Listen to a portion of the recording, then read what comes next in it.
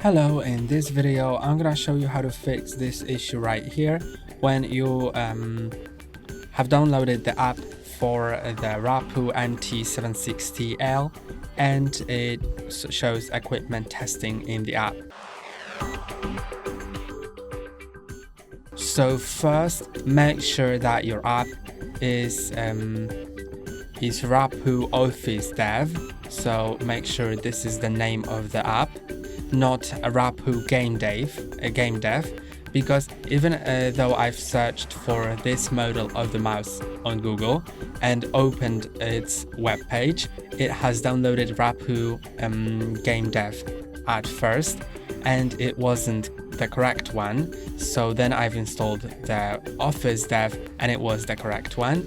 So the next thing is that it won't work on Bluetooth.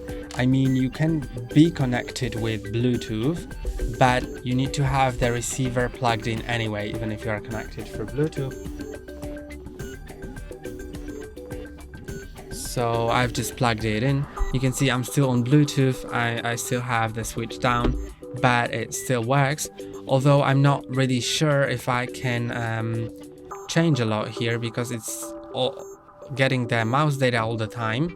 So I suggest just switching it to the 2.4 gigahertz. So turn the switch all the way up.